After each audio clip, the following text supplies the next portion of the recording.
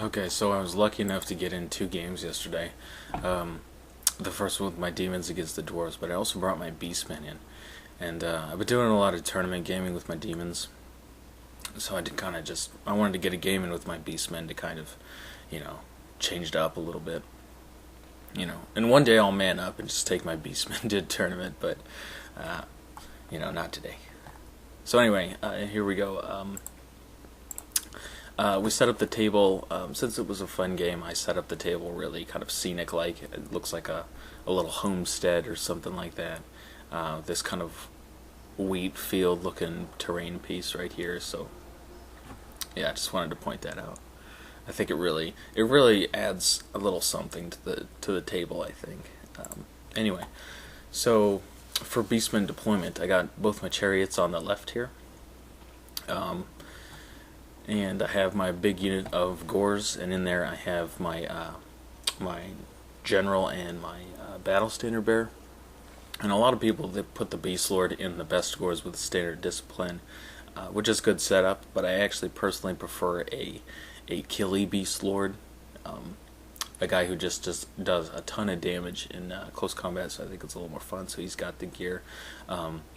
As you can see, and then that's the standard 206 build for the BSB, so he's rocking the Beast Banner with a 2-up armor save. Then I have a single Razorgore, a cluster of 5-man raider units with musicians around the herdstone, and they're all... I'm hiding my shamans in there because I'm actually terrified of his terror guys. He's got a lot of Banshee Screams, which you'll see when I go over his army, but I'm terrified of those things. And then my shamans, one of them's got the Herdstone, the other's got a Dispel Scroll, and then I have a level 1 with Beast Magic, and since his spell is so short range, he's got Wild Form, obviously. He's got the Ruby Ring. And then over here I have my Horde of Bestigors. I usually have a standard discipline in that unit. But so I have a unit that's with the level 4. It's kind of a leadership 9 unit that can go outside the general's bubble, which I've found useful in the past. But I decided to drop it because it effectively means that either I can't have that unit without a character in it because they'll just be lead 8, which is not good. It's a huge difference between 8 and 9. So I decided to drop the leadership banner from that unit because I never run the general in there anyway, and I like to pull the Great Bray out. Behind them I got 5 Harpies, and then over here I have another Razorgore. Okay, let's see. Now the vampires. The vampires have, he's got a Terrorgeist over here. And then he's got a Spirit Host next to that. Behind the woods there he's got a unit of 6 Cryptars. He would have brought more, but obviously he only has 6 models. He's got a giant unit of zombies. Actually, it's only 30 or so, but it gets giant. It's got his level 4 in there, and I don't know if that's a Wraith or a Banshee that he's using. I think it's a Banshee. I think it screamed at me. And then he's got a horde of 40 ghouls. And then in there he's got a Ghoul King, and man, that dude is hideous. God, I hate Ghoul Kings. Those things are no joke. The last time I met one, it just killed my Keeper's Secrets. I was not happy. And then he's got another Vampire Thrall in the Ghoul unit, another Spirit Host, 30 more zombies, with another ethereal character, and then he's got all the way over there on the left, he's got a unit of dogs who vanguard up, and then he's got a Mortis engine to tie it all together in the back. So here's the dogs after their vanguard. I think I won the roll for first turn in this game, and I gave it to him because when he generated his spells, he didn't have any ranged threats. Banshee Screams are very short rangers, so he's really got no long range threats. And my level 4 is rocking Death Magic, so I decided I'd give him a turn to move into range. So we'll see if it works out for me. Okay, so otherwise he drops his Terrorgeist in the middle of the village to kind of he probably wants to scream at that Razorgore and then come pick up my shamans. And I'm terrified of that. But otherwise he just moves up like so. In his magic phase, he really, like I said, he doesn't have any kind of ranged capabilities, so he just grows those zombie units a little bit. So Beastmen, first movement phase. This is one of those games where, one of those very unusual games where I just don't want to run full speed at my opponent and smash him. You know, he's got a lot of really nasty stuff, but no ranged threat. So I think I'm much more of a ranged threat than he is with the death magic. So I'm just pretty content to sit back. So I take my chariots, shuffle them around so that they can, so the dogs don't really have free reign. I move the harpies over here because I don't want that Terrorgeist to scream and kill the whole unit because their leadership sucks. And then I pull. Okay, so over here, let's see. I pull a unit of raiders over here, so they're the rightmost unit of raiders, and then I hop my Great Bray into that unit. I don't want to move the Bestigors around too much, but I do want to give my Great Bray a chance to handle that Terrorgeist with some of his magic. So I bring one unit of raiders over, put the Great Bray in it, bring another unit of raiders over with the guy with the ruby ring, and I position him so that the Terrorgeist is in his front arc. And then I pull the pig back, so my level 4 has the Stubborn Crown, and Terrorgeists are not that good in close combat, so if he charges my level 4 Raiders unit, I'll be able to hold and countercharge with the Razorgore, and I think my level 4 and a Razorgore probably mean enough to kill that thing, so yeah, I just put the pig there essentially to just kind of make charging a really bad idea. And then, of course, since he's so far away from his general, he can't march to kind of drop behind me or anything like that. So in the magic phase, my level 4 has the Hag Tree Fetish, which I'm kind of playing around with, using it with the death magic. So I use that. That just allows you to reroll all rolls to wound against a given target in the magic phase. So I go ahead and use that in conjunction with the Ruby Ring to put 2 wounds on the Terrorgeist. And then I cast Spirit Leech on the Terrorgeist, which is, you know, that's an amazing spell against vampires. Because even if you can't really, with a leadership of 8 on the Great Bray, I can't really pick out his characters so much. But you can definitely, a lot of their models are very low leadership, and that spell, for instance, you know, the Terrorgeist is leadership 4, and my Great Bray is leadership 8, so if that spell gets through, that Terrorgeist is done. So anyway, he scrolls Spirit Leech, uses it to spell dice on a bunch of other stuff. So at the end of my magic phase, his Terrorgeist is sitting on 2 wounds. He scrolled Spirit Leech. I wasn't able to get Caress. I did get Caress through. He failed the Dispel, but I didn't roll high enough to do any hits. So, and then with my last dice, since I'd used all my direct damage on that thing, with my last few dice, I soul blighted it just to make sure that it really didn't want to come anywhere near my pig. So here's just kind of a, you know, a picture, I guess, of the line. Okay, so in the vampire's next turn, he goes ahead and he changes his mind about the Terrorgeist, flies him away, which is good. I really would have rather killed him, but you know, scaring that thing off is essentially, it's just as good, because now I can't pick on my level 1s around the Herdstone. But otherwise, he just moves up with everybody and grows those zombie units some more. So yeah, that's how it's looking. He's very standoffish with the dogs. Obviously, I have 2 chariots over here. I don't really know what his plan is for his spirit host. I don't think he's being aggressive enough with them. But regardless, here's how we're looking going into the Beastmen's next turn. So what I do here is just shuffle up the Bestigors a little bit. You know, there's the Terrorgeist has kind of been the threat of the Terrorgeist. Their flank has kind of been removed.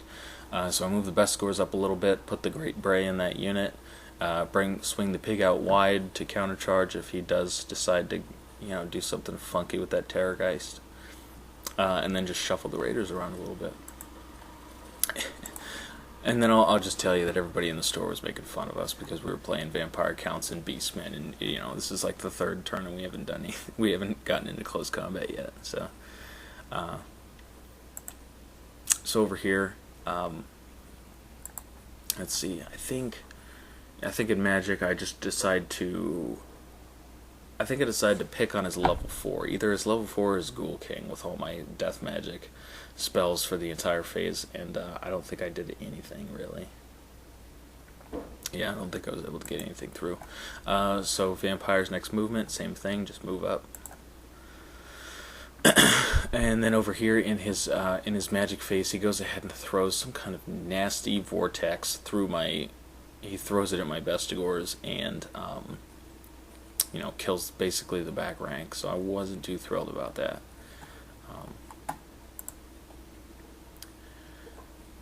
But otherwise, that finishes up the Vampire Count's turn. So in my turn, we're finally ready to do some charges. So what I do is I go ahead and charge the Bestigors into the zombie unit, and then I charge my Gore Horde into the Spirit Host that's right in front of the ghouls, and I charge both chariots into his dog unit. I think I make all of my charges. Yeah, so over here it's looking like so. Both chariots into the dogs, Gores into the Spirit Host, and my pig's angled like this. It doesn't look like he's doing much, but basically to the bottom right of this picture there's a big open area that's right next to the Herdstone where he could drop his Terrorgeist if he wanted, so I'm aiming both my pigs at it so that if he does do that and doesn't if he does put his Terrorgeist right there, pick on my level 1s, I can charge him with both pigs, and both of them working together actually stand a pretty good chance of killing that thing, even though he has had a chance to regrow some of the wounds done to it. Okay, so when I charged the Bestigors in, I used my wheel to basically I wheeled as far to the left before hitting him that I could, and then I could close the door because I kind of want to make it so that this Spirit Host is going to block him from countercharging with the Crypt Horrors, is essentially what I was trying to do with that huge wheel. So that's how we're looking going into close combat. Yeah, I have nothing I haven't forgotten about my Harpies, but I really have nothing for them to do. So I'm just keeping them back here. He's got a lot of Banshee Screams, and I'm not really clear on Screams going out of combat or anything like that. So, and my opponent insisted that they could, so I wasn't going to put him anywhere near, because he's got two Banshee characters, and then he's got a Mortis Engine and a Terrorgeist, so he's got a lot of Screams. So I don't want to drop them somewhere, thinking I can use them at the next turn and just have them screamed off. Okay, so here we go with the charge. Oh, this is my magic phase. Yeah, I was able to basically, I wild formed up the Gore unit. I miasma'd. I cast either the big miasma or just his initiative on the ghouls. Dropped it by 2. That's nice because if he countercharges into the Gores, being able to strike before him is going to make a huge difference. And I think I actually might have squeezed through a Soul Blight on his ghoul unit too. So I've just hexed that unit to death, and I've made the matchup against the Gores really, really unfavorable and pretty risky for him. Let's see here. Okay, so here's how we're looking over here. Oh, very significant. I opened up the magic phase with a purple sun from the Great Bray. And really what I wanted to do was I wanted to thin out this zombie unit. And I ended up throwing it really far. You can see that the template's actually where the vortex is. I ended up throwing it through his Crypt Horror unit, and yeah, it killed half the zombies and completely removed the Crypt Horrors as a threat.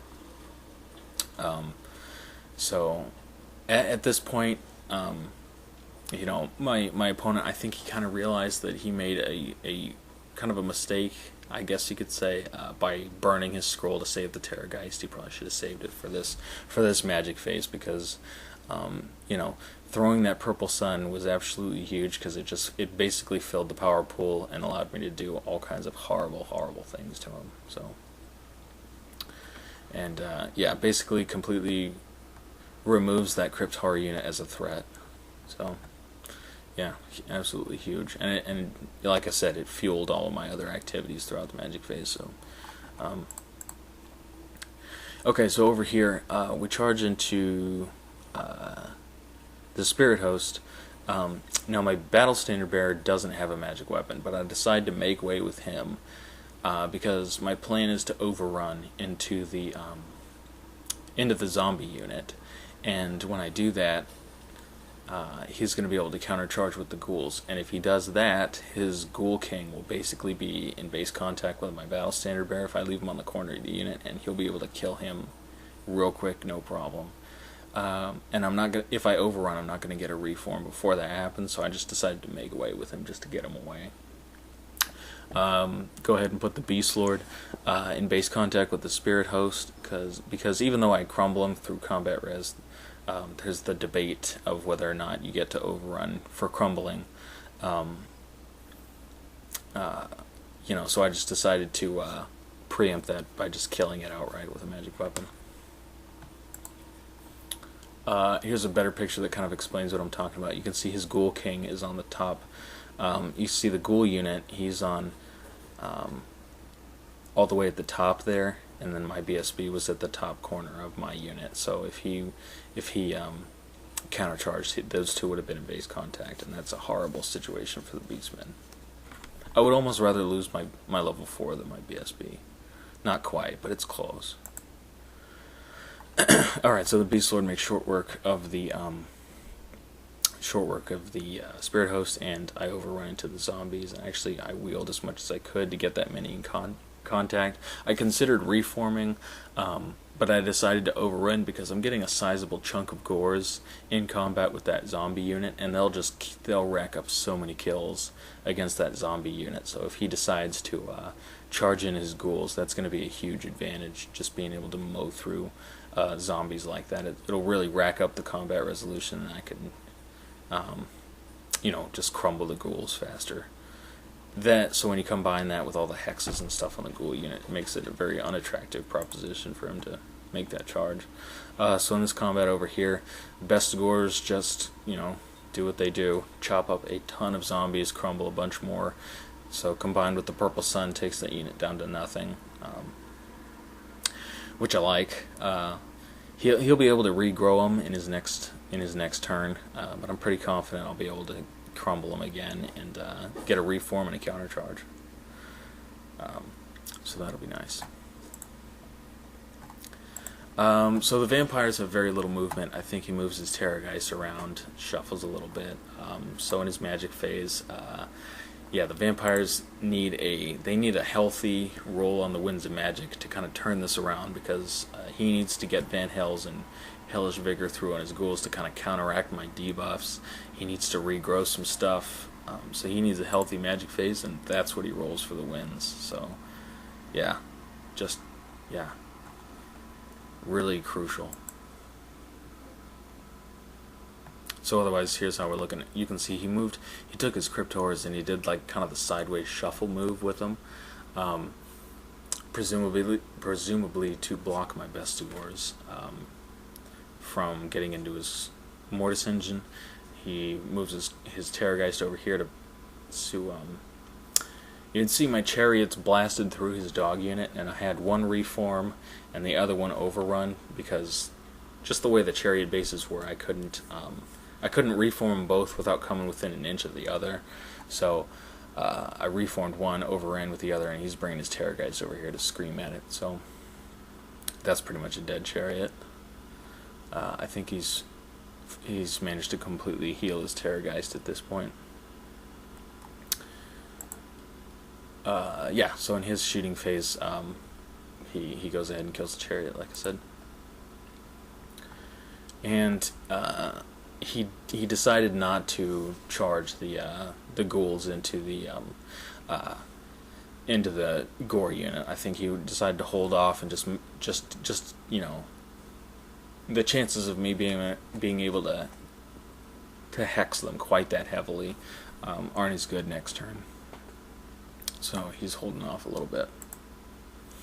In close combat, crumbled the zombies, and then you can see with the reform I was able to very carefully, I could I could reform the Bestigors. I could rotate them and then take off enough files to actually make it so I can squeeze in very comfortably past the Cryptors, so they can charge the Mortis engine, and then with their one wheel, they can wheel to the right, hit it, and then close the door by wheeling to the left. So they've got a nice charge on his Mortis engine, and it's turn 4, I think, at this point. So if I'm going to kill that thing, I need to do it now, because Beastmen can pretty comfortably shrug off all the turn 4 or strength 4 damage that is going to come out of that. But if it's 5 and 6, I'll probably leave it alone. But it's given his Necromancer Lord. He's got the tome on it, so it's given him +2 to cast. So that's actually, it's really, he hasn't, up to this point, he hasn't cast anything that I really wanted to stop other than that Vortex that killed a bunch of Bestigors. But when we get into combat and with his Ghoul unit and he starts throwing buffs and raising them back, that, I don't want him to have that +2 to cast, so that Mortis engine's got to go. So on my next turn, go ahead and take the Bestigors into the flank of the Mortis engine. And then you can see in my chariot, I took him into the flank of the zombie unit up top, so that'll be nice. We get some good combat res from that thing. Magic goes swimmingly as I'm able to Soul Blight the ghouls, and I think that might be the big miasma that's dropped his stats by 3. So that's going to be a pretty critical factor in the combat there. Close combat Bestigors just chop the Mortis engine up and reform like so. I think, let's see, the damage. It did 3 wounds. When it blew up, it did 3 wounds to the Terrorgeist. Next to nothing to the Bestigors. It did 5 wounds to the Cryptors, so he's got 1-on-1 wound. And then you see I have a lone shaman down here. He was actually in a unit of 5 raiders, so it killed all the raiders. And I had a Razorgore running around down here. Killed him. And then it did next to nothing to the Gore Horde and the Chariot. So all told, really didn't, by doing 3 wounds to the Terrorgeist and taking the Cryptors down to 1 wound, I think it did a little more. I think it hurt him a little more than it hurt me. So as we go to close combat with the ghouls, so between the Chariots, impact hits, all the attacks that I got from the Gores, they just killed so many zombies that I think they went through. There might have been 38, 40-ish or something like that. They killed them a ton and just crumbled the rest. So I reformed the Chariot to hit his Terrorgeist if he decides to charge it into the Bestigors, and I reform my Gore Horde like so. When I did the reform, I made sure to put the BSB as far as I could get him to the left, but still remaining within 12 inches of the Bestigors. And then you can see my Beast Lord. I put my Beast Lord so that when he charges and then wheels to maximize, his level 4 is going to end up in combat with my Beast Lord. But my Beast Lord is not going to be in base contact with his Ghoul King. So kind of the best of both worlds there. Okay, so it just looks like that otherwise. Here's the rest of the table. We're both pretty focused on the action going on in the middle, so here's just a picture of showing you what else is going on. I got all my my support units just kind of hanging out at the back. He's running the Cryptors away so that I can't zap him with my Ruby Ring. So in his turn, he moves the Terrorgeist to block the Bestigors from getting into the rear of his Ghoul unit, and then he charges his ghouls into my Gore Horde. And then so he gets some buffs off to kind of counteract my my hexes. So as we go into the combat, yeah, man, that Ghoul King, it's really a testament to how nasty Ghoul Kings are. I've hexed that unit just to death, and that guy is still, he's just cleaning house. He's just, basically he's just slaughtering my Gores like the farm animals they are. He kills so many of them. That dude is nasty. I think This combat is super close too, because we both kind of fluffed our attacks. So I think I end up winning by my standard and my battle standards. So I end up crumbling 2 ghouls. So really close. It was a really nerve-wracking combat, because if he'd have just won by 3 or so, I mean, you got to remember, I don't have the stubborn crown on my Beast Lord, so that unit would have broke, and his ghouls would have been, yeah. Anyway, so on the Beastman's next turn, I go ahead and charge the Chariot, and the best scores into the Terrorgeist, so they'll be able to chop that thing up. Magic just goes completely against the vampires. I get Wild Form on the Gores, Soul Blight on the ghouls, Melkoth's Miasma. Sorry about that. Getting Miasma down his initiative by 2, I think. Yeah. So at the end of combat, we're looking like that. You can see just the ridiculous amount of damage his Ghoul King managed to do. But the Gores basically wiped out the Ghoul unit and just leaves his characters, and that's definitely ample combat resolution to crumble all 3 of them. And then the Chariot and the Bestigors just chopped the Terrorgeist up. So basically this is the end of the game. All the vampires have left on the table is the Cryptora on 1 wound.